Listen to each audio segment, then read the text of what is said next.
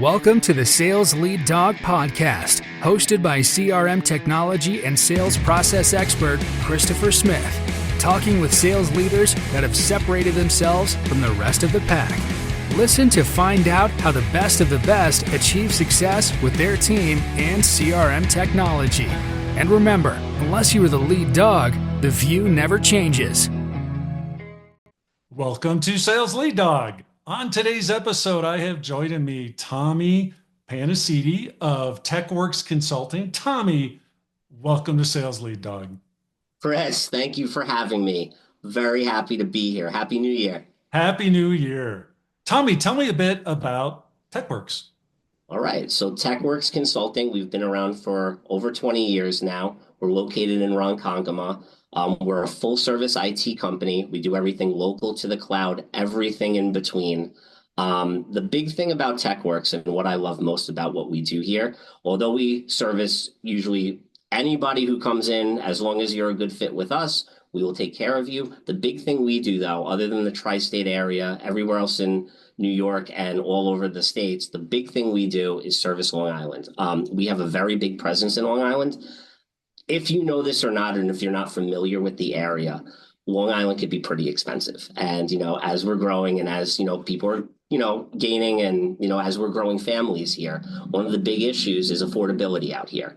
So instead of these other companies coming in, these larger companies, we really promote mom and pop shops, local companies as well, privately owned. We really want to support their businesses to ensure, you have a future here, you can raise a family here and really just grow and keep your family on Long Island. We love the place we live. It's absolutely beautiful. And we just want to keep thriving and growing.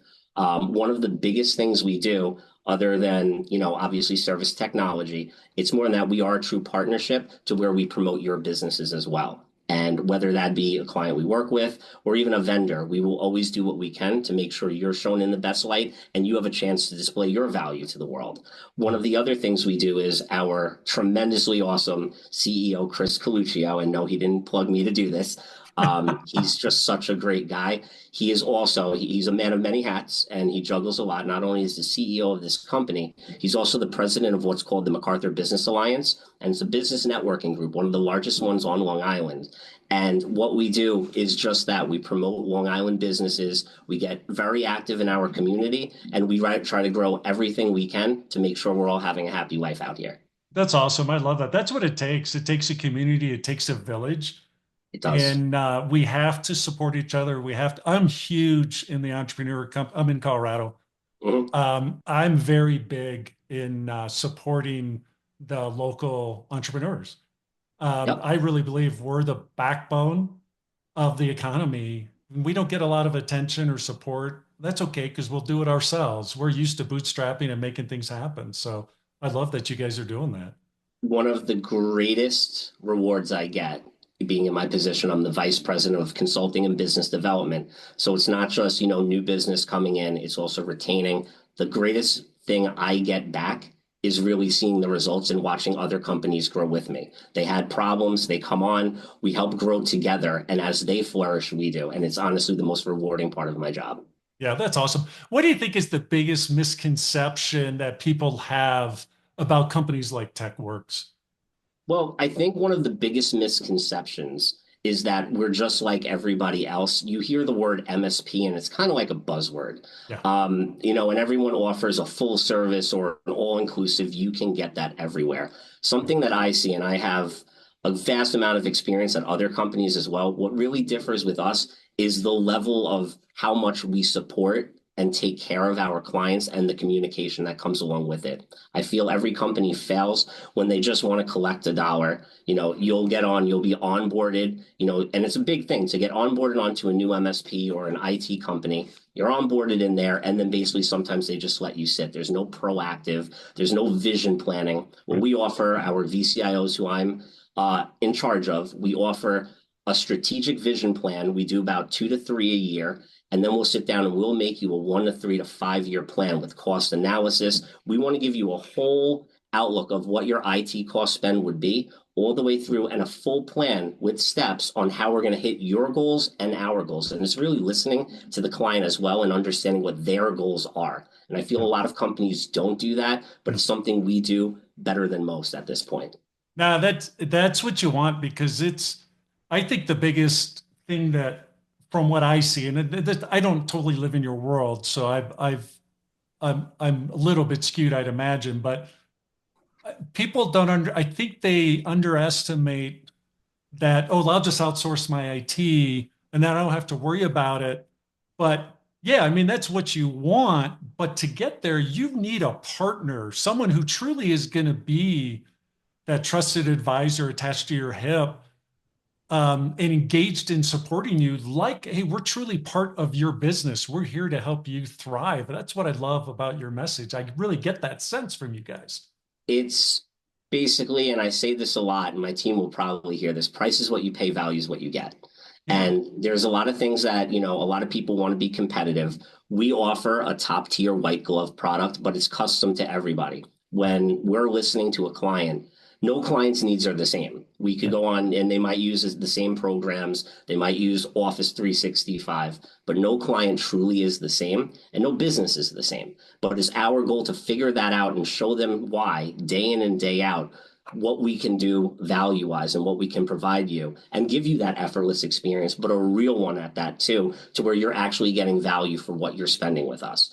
Again, a lot of companies out there, and I'm not knocking any of them. It's just that, usually it's the meat and potatoes, all of that. When you come to Techworks, again, we do a lot of vetting, and this is another part. It's not just from our employees that we bring here, it's also our clients. We invite them, and it actually helps more. Come to our location, come see us. And, we're a fun group around here. We have, a game room. We do have a mini bar that's set up. Come have a drink, come hang out a bit with us, learn us. We're all humans. If you want a true partnership, a real partnership, we can give you that. And relationships are paramount. And this is what we grow. And I feel that's stronger than anything. But of course, at the end of the day, we have to provide you value. And that's what we do here. Yeah, no, I love that. Tommy, when you look back over your career, and this is a hard question, I think, for people. I think I'd have a hard time answering this, because how do you sum your career up? I'm asking you to sum it up into three things that have really driven and led to your success. What would those three things be for you, Tommy, that have gotten you where you are? So the three things I would sum up, that is a great question. One right off the bat would be perseverance. Things get hard. People tend to fail. I have failed over and over in my career. When I actually started in my IT career, very young, I did start out as a tech. And literally, I think it was like the first or second week, I plugged a hard drive in wrong and I broke the whole hard drive. And everyone kind of made fun of me. And I was an intern. I was young. We're talking 20 years ago. I'm telling you, I would not do that again, maybe. But, again, not giving up, constant failures lead to successes. And I have failed over and over again. So the perseverance of keep going is where I got to where I am now. And it wouldn't happen without the failures that I've experienced. And I feel that is the most important lesson for everybody. That's the most important lesson, especially if you're starting out. You can't give up. You have to bet on yourself. And the perseverance, just keep pushing through. I promise you will get better. The next one, I would say, mentors. Having great mentors and finding the right ones. This is also what I look at when I want to hire people, or when I know it's time for that next person to take the next step in their career. How motivated are you, and how much are you absorbing what you're learning? I have someone I'm working with right now. One of my employees, he's phenomenal. He's doing great on the sales aspect side. And what I love is his growth. And it's not even about closing deals. And he's doing great. But one of the big things, my favorite part about him, is the fact he's listening to the way I have conversations. He's listening to the way I'm engaging with clients. He's listening how I follow through on promises and doing things. And I want him to make it his own. I don't want to have him, I'm not trying to make a bunch of robots. That's not what we do here. Find the words. And when I hear him speaking like me, when I hear him use my words, my context, or showing my level of urgency towards clients to get things done and delivering for them, I love that. And that's what makes him such a star. And I would say the last one, we had perseverance. We had, I would say the last one would just be really having faith and being positive Positivity. Yeah. Positivity is probably the most important thing, especially in sales, because really, let's be honest, like, you could have the perfect pitch, you can do everything correctly, and at the end of the day, it could just fall through. Maybe it wasn't the right price. Maybe it's something beyond your control. Yeah. That doesn't mean you did a bad job, and you can't spend time beating yourself up about that. The past is the past. And I said it, we've all made mistakes, but really having the positivity on the next one, it's like a relationship. If you had a bad relationship, you could sulk about it all you want, but don't walk into your next relationship with that baggage. I'm married, so I know I'm not allowed to do that, and I would never do that, Right. and that's what it is. You can't walk in with the past problems on there. You have to look at it with a fresh, clean slate and be happy about it and be optimistic. And that's one of the most important things. So having those three things, very big key to my success. Oh, I bet. And what I like about the positivity and it's a decision. It's Yes. not a byproduct. It's something you have to consciously embrace and decide, I'm going to approach it this way. It's a way to live your life. And I really embrace that. I can remember where I heard it. I was listening to radio somewhere and someone was talking about the difference between happiness and being joyful or positive. Happiness is a byproduct. It's something you get just as a byproduct of being whatever, uh, I'd say the Broncos win the Super Bowl, but come on, Yes. it's not going to happen. Happened before. Yeah. Might happen again. Yeah, it might happen again. It's that decision you make that I'm gonna live my life this way. I'm gonna live it with this attitude and from this perspective. It's such a better way to live, in my There's opinion. really no choice when you think about it. Yeah, Life is so yeah. short. And we were talking Yeah. earlier, you having your kids, then also, again, me having a family and even my Yeah. team around me. It Positivity and negativity, I feel, are toxic, and it could be good. Yeah. It's infectious. That's probably the better word to use. It's Yeah. infectious. So if you have someone who's constantly negative, I've watched it spread like wildfire Yeah. around everyone, and that's very bad for a company. Yep. If you have infectious positivity, it gets leadership. It makes leadership easier. Yep. It motivates other people around you. They want to be around you. They want to absorb that. Yep. And it's a quality that, again, it is a choice, but it's something that has to be worked on because, as you know, in Yeah. sales, and as you know, just in the world today and, the world we're living in, it gets harder and harder to do that. So Yeah. someone who has that and consistently does it, that's another big word, consistency of consistently doing that. Yeah. That is a game changer for your organization and you as a person. Oh yeah, totally. And that goes back to you being persistent. Yes. That it's like, this is the way I'm gonna live and I'm embracing it. No matter what happens, this is my path. Yep. Tommy, did you choose sales or did sales choose you? I'm so happy you worded it like that. Yeah, so I did see that and I was like, this is going to be a fun conversation. So no, I actually did not choose sales. I didn't want to do sales. So how I started out with my career is, again, I was a level 1 network administrator as an intern. And through the ranks, growth, maturity, and experience, over a very long time, over years, I feel eventually, and for the IT people out there, they're going to understand this really well. And you might too, Chris, you hit that crossroad. It's the famous crossroad in the IT path. And there's two ways you go really there. The first one is you go into a networking, a full-fledged IT technical person. At that point, you're more behind the scenes, not saying anything bad about it. This company would not survive without these people. They do a tremendous job here. We need them. The other path is more on the social aspect. And what I value, and like I said before, what brings me the most joy is having those conversations with a client, providing them solutions, giving them what they need to run their business, but then also gaining the reaction from them, feeling the happiness, the joy, the trust, and the building of growth in a relationship. Having that is paramount to me. That is one of my favorite things. Yeah. So naturally, as we go through this path and as I kept climbing up that ladder, it comes to a point where sales is a portion of it, whether it be just retaining the client, whether it be, providing a new solution. So it was part of it. But if anyone was to ask me, no, still even to this day, we don't sell you anything. Again, A mechanic is not selling you something. You have an issue, you bring it to him, he's fixing it. Your doctor is a surgeon. And that's really what IT is, especially for your business. It's like being a surgeon. You bring it to you, you only get one shot. Your company is like a body. And, if you need a really good heart surgeon, you don't want to go to the wrong one. It could only be done right the first time. And it could cripple a business. Same thing like heart surgery or any type of surgeon. So it is very important, really. I really value that. And this is how, I grew. And then sales was just a portion of that. And I still look at it today. I'm not making a sale. It's not even about that. It's more about taking care of the clients and growing each other's business as we grow. Yeah, I get that sense from you that, listening to you, number one, I think you definitely chose the correct path. You definitely are a people person. So yeah, I could totally see it just listening to you. I'm like, oh, Thank you. Thank you. Yeah, I totally understand why you chose this path. But I also get the sense that you really are not trying to sell people when you work with them. What's your approach when you're meeting with customers or prospective customers for the first time?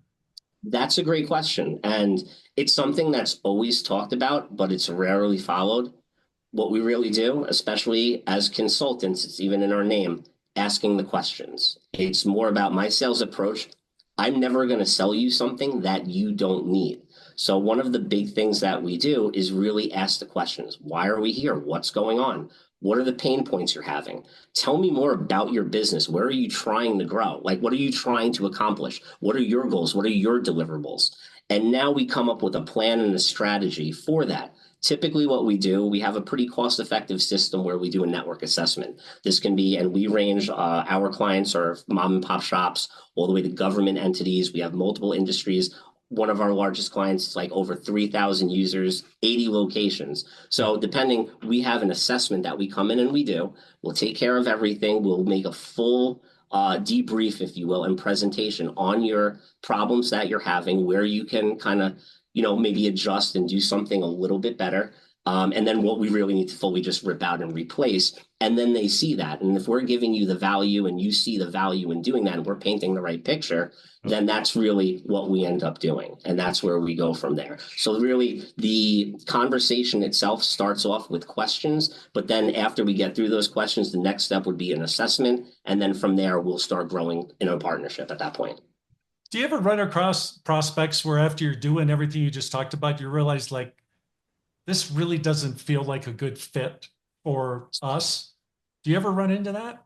So yes and no. So sometimes we do run into that. And there have been instances where, something might not have been a great fit. And we're honest, we're open and transparent about that. Let's say, it could be, and again, this is mostly a communication issue. Again, we have to, for lack of a better word, we have to vibe with our clients. Yep. We have to organically be on the same page. We're not a push cart peddler. We're not a vendor. We're not Best Buy. No offense to Best Buy, but you're not ordering something off of there. We're providing you value. If you don't see that, then it might not be a great fit. Right. If we don't see if we can offer you something, we'll be open and transparent. Does that happen a lot? No, because usually what ends up happening is they're coming to us with problems. And I know a lot of companies, they have maybe a set way or standard solutions. Well, we go above and beyond and we do everything, like we say, from local to the cloud. If we don't know how to do it, we will get you either that partner, we will, or we'll introduce you to that correct entity who would be able to support you at that point. Yeah. Yeah, I think that's the right thing to do, right? It's like, hey, I still want to help you. May not help you, in a partnership, but I'm at least help you on your journey, guide you to maybe someone that's a better fit. And you never know where that goes. Exactly. They may not be the right fit, Chris. They might not be that one, but they might know someone like, hey, these guys are really great. They know their stuff. Yeah. They weren't the right fit for me, but hey, check these guys out. Check out Techworks. Call Tommy. And then we get on that path. It never hurts to, keep relationships alive and just do the right thing. That's exactly. It's one of our core values. Yep. I love that. So tell me, you're in tech sales. And now you've got another crossroad in front of you. Hey, I can stay in sales or I can move into sales leadership. What was that decision like for you? Was that easy to make, or did you struggle with that decision? And why? What made it easier? What made it hard? Yeah, so how it worked out, because I was already, so as I grew and when we hit that crossroad, I like to say, It ended up being the next step of that was an account manager, if you will. Yeah. So I was an account manager for a while, and that had semi-sales in it. It wasn't full control over everything yet, like a VCIO, a virtual CIO would be, which was my next step after that. But, that was my first step into it and really getting my feet wet into sales. And, again, when it came to helping the client and making sure it was fun to provide the right solutions and do that. And it was really organically that next step. And what happened was then it was the VCIO. When it came to leadership at that point as a VCIO and even as an account manager still, you still have a responsibility to your team and your clients. So I like to look at it, not to get away from your question, leadership always starts, I feel you don't need a title for it. And that's a big thing I believe. I have level 1 service desk people right now that display constantly in and out leadership. What makes a great leader? Are you communicative? Are you rallying the troops behind you? Are they willing to go to war with you? Are you pushing them, but you have to be there with them. Are you pushing them forward? And if you're doing those things, it doesn't matter what your role is, you're a leader. And that's, I feel, very important. But again, as we got to my path, the leadership role, it was more of organically built into it. So, the VCIO had that portion of it for the clients, had it for our internal staff. And then, when I came over to Techworks, they're like, well, you have this resume. What do you want to do? And I'm like, I want to help my clients, but, there is a need too. Here, we're trying to drive growth and revenue, whether it be through the clients or acquire new business. And it really was the job for me. Yeah. And I told them too, I told, my C-level team, as long as I still have the opportunity to work with the clients and grow them and help them go, I'll do whatever else you want. And, we did phenomenal this past year. So it was definitely it was definitely the right move. What were some of the mistakes you made early on as a leader? And how did you learn from those? No, that's a great question too. So some mistakes I made early on, one I would say is taking it personally. So you have a loss, you would sit there, and again, it's only natural perseverating on that loss. And then so you start and it happens, just the negative thinking that comes on. I didn't hit my goals for Q1, let's say. What's going to go on in Q2? What goes on with Q3? Just getting scared and starting to have a fear of failure and just thinking the worst. And that's the worst thing you can do as a salesperson.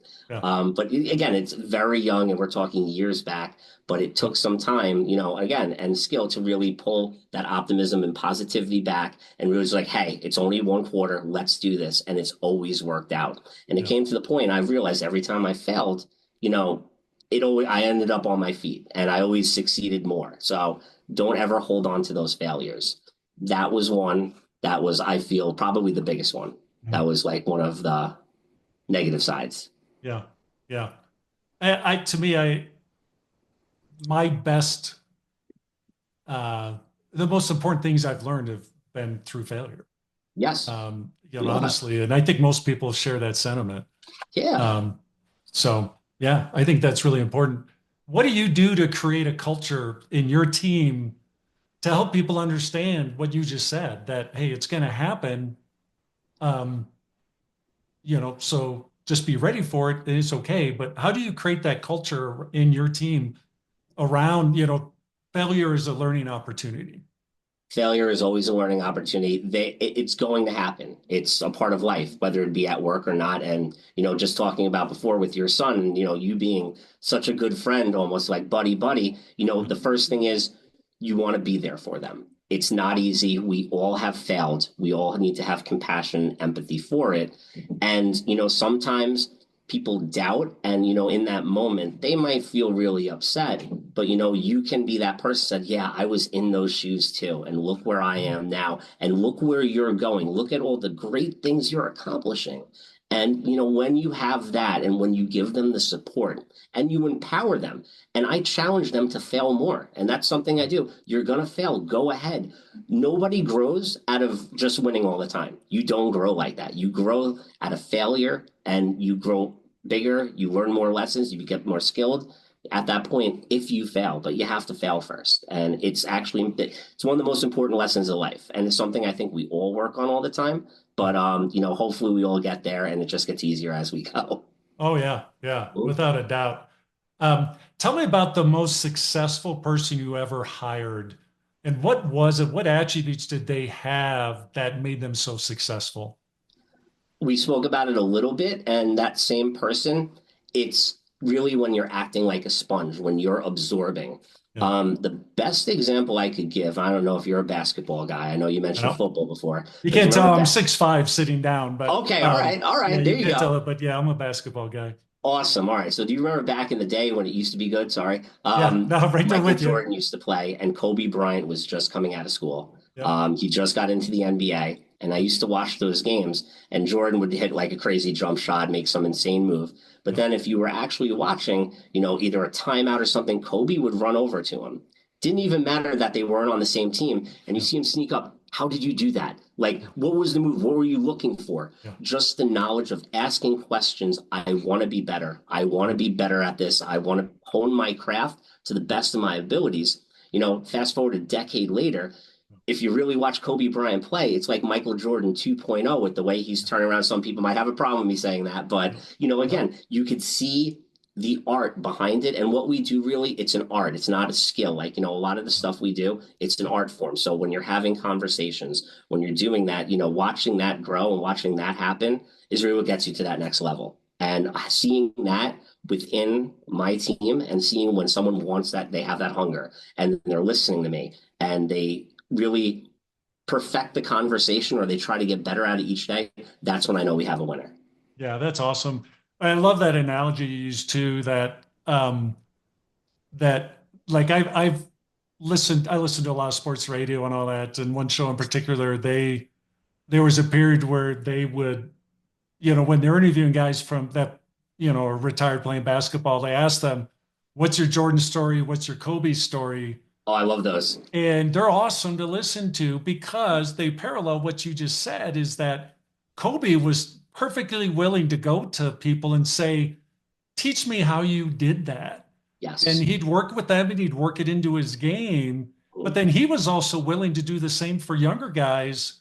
That I remember listening to this guy saying, he reached out to Kobe and said, like, could we work out together? I would love to get my game to the next level.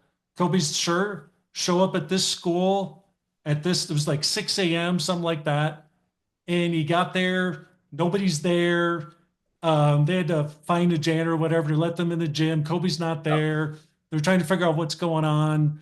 And they finally got a hold of Kobe and he's like, hey, I'll be there in 15 minutes. And he gets there. They have a great workout. And he said it was just incredible just trying to keep up with Kobe and the stuff he was working on. He really put me through my paces.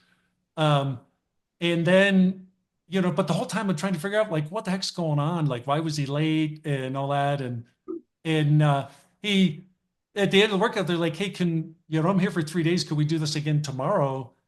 And he's like, yeah, same time, and I'll be here at 6 a.m. And when they showed up at 6 a.m., Kobe had already been there for like an hour Yep. working out. That was about right. And then he realized he's like, he wasn't messing with me.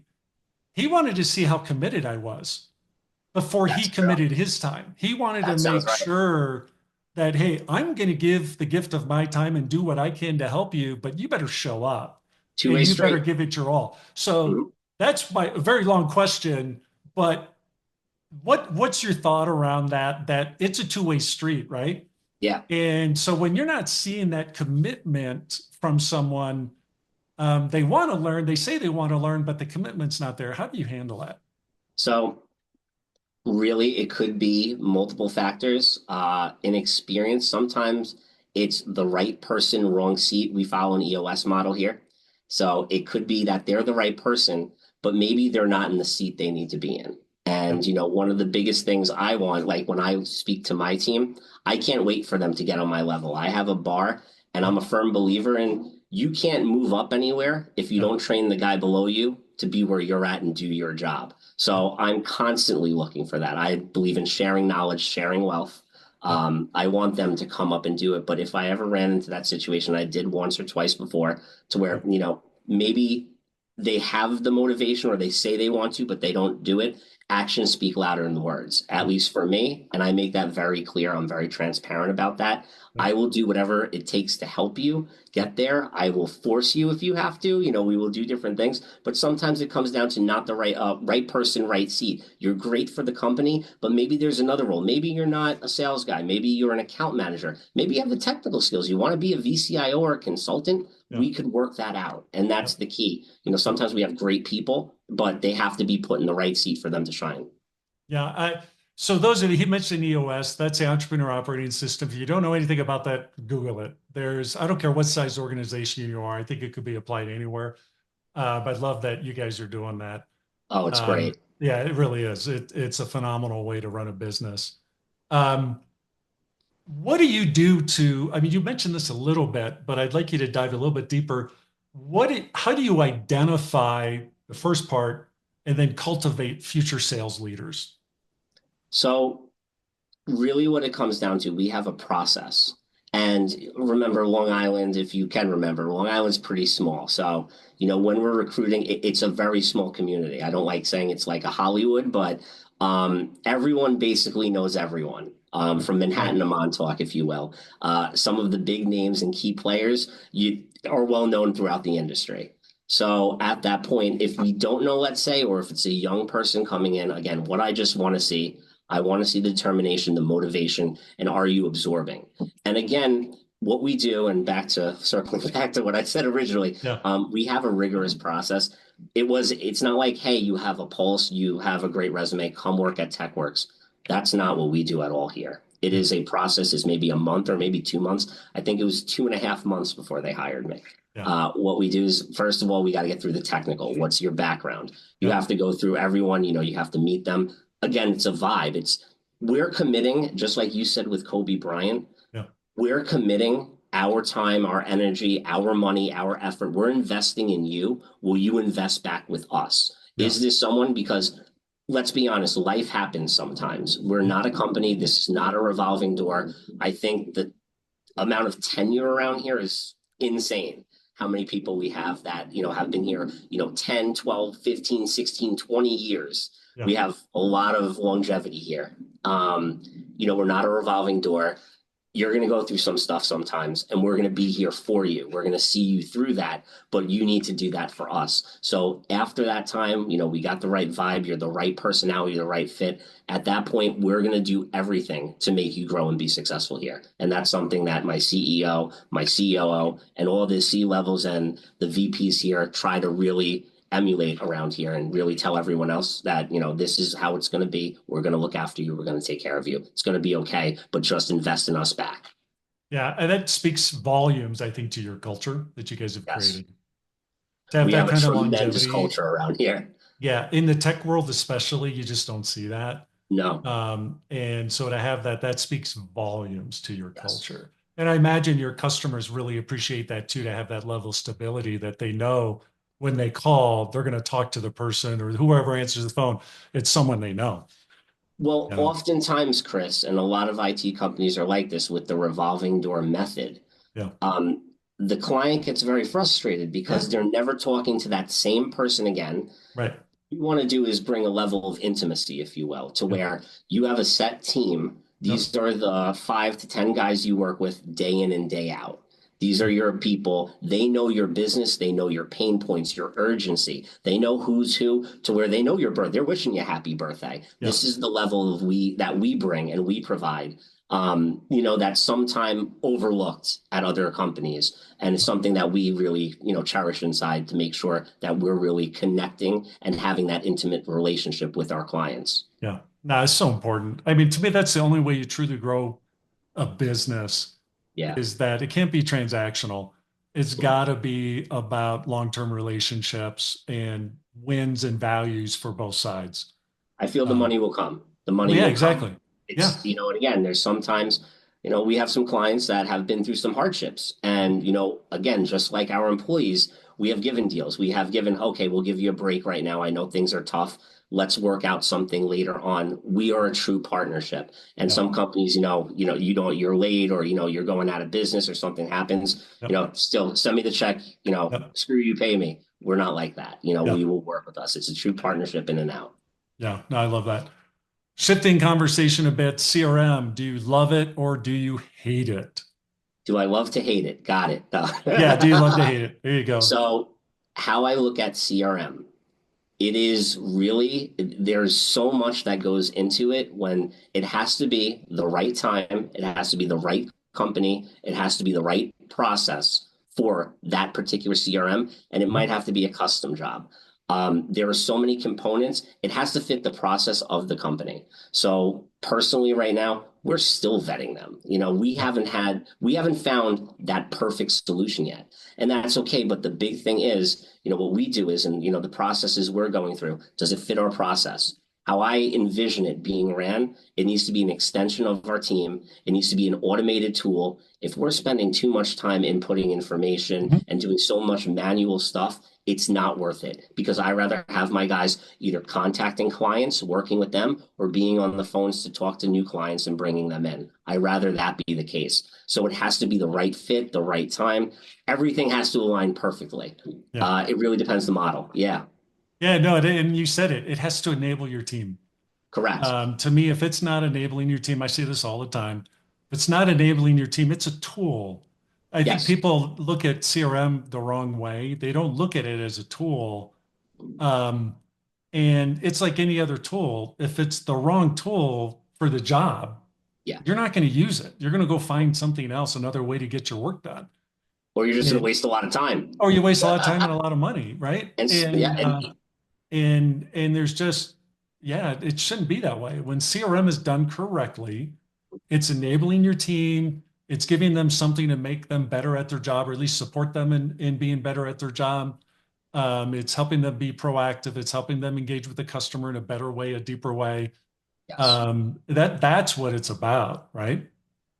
That's 100% what it's about. Again, it's finding, and again, like I said before earlier in the podcast, no one business is the same. No. So, you can have successes with one CRM for one particular business. I Yeah. have plenty of clients that use CRM.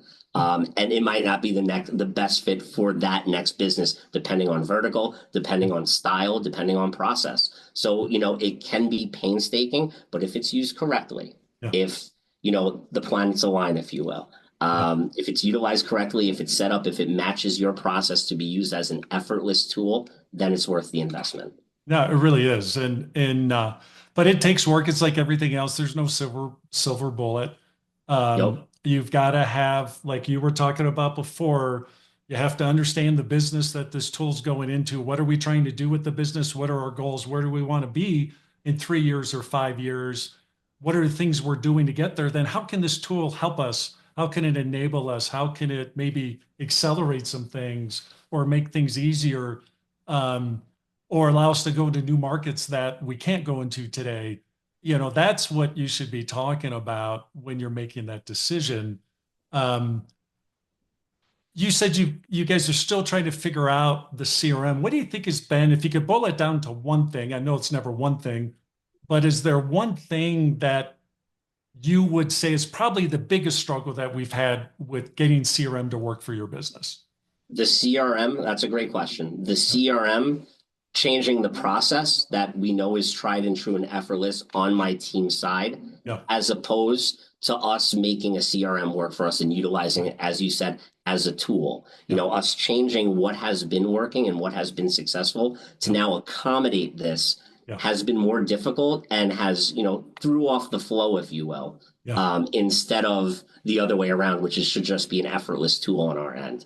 And Yeah. we're still vetting, we're still looking, we're Yeah. not done. Our job is never done. And, No. the crazy thing about technology, the biggest frustration in the world is change. And we all know Yeah. technology is constantly changing. Yep. So at that point, it might be evolving into something else in 5 years. So, Yep. we're still going to vet and still look. But again, as long as we still have our true process, our core beliefs, we have our core systems that we're working on, we'll still be fine. It doesn't stop operations at all.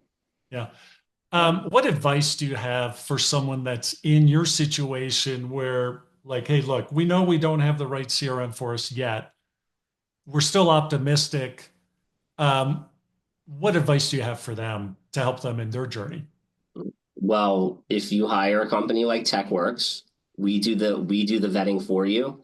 what we would end up doing is we would demo, we would schedule it. It has to make sense for your business, but also we have to understand your business. So then we could start eliminating some things we know is not going to work. When we get down to a few, we see what works or not. So you could hire a company like Techworks to make sure that's done for you, and you can pick the best one. At that point, you just have to keep looking. You have to do and find something that works for you and is good. And, again, don't be married to it. Something else could come down the line. That's the biggest thing. I'm married to my wife, and that's about it. After that, when it comes to programs, it doesn't matter at that point. I would not stick with it. What could work today might not work in a few years. So you always got to constantly be looking. What we do, especially on my VCIO team, we stay ahead of the technology curve. So we're constantly testing out new products, new solutions, because again, as I said, what worked before may not work tomorrow. So that's what we're doing constantly. Yeah, no, I agree. And the one thing I like that you said too is really understanding what is your core processes that we're trying to support. When I see that a lot where people don't really have their arms around their processes yet, and they're trying to install a core system like CRM, it's hard. Very, very hard if you don't have those processes defined, if you don't truly understand what the business needs, it makes it harder. 100%, Chris. Yep. Tommy, we're at our time here on Sales Lead Dog. It always goes by so fast. I see it every episode, but it goes by every time so fast. If people want to reach out and connect with you, Tommy, if they want to learn more and say, hey, we need help with our business, what's the best way for them to do that? Absolutely. So first and foremost, the best way to do that, maketechwork.com. And then you can also reach me on LinkedIn, Tommy Panissidi. Yep. And if you didn't get any of that, don't worry. We have it in our show notes. We'll have a link to Tommy's LinkedIn profile, their website, Techworks website, everything you need. You can get that at impellercrm.com/sales lead dog, where you'll get not only this episode of Sales Lead Dog, but all our 100+ episodes of Sales Lead Dog. Be sure to check that out and subscribe so you get all our future episodes as well. We greatly appreciate that. Tommy, thank you again. It's been great talking to you. Thank you again for coming on Sales Lead Dog, and welcome to the Sales Lead Dog Pack. Thank you so much. Absolute pleasure. Thank you for having me. Chris, thank you. Appreciate it. Awesome. As we end this discussion on Sales Lead Dog, be sure to subscribe to catch all our episodes. On social media, follow us on LinkedIn, Facebook, and Instagram. Watch the videos on YouTube, and you can also find our episodes on our website at impellercrm.com/Sales Lead Dog. Sales Lead Dog is supported by Impeller CRM, delivering objectively better CRM for business, guaranteed.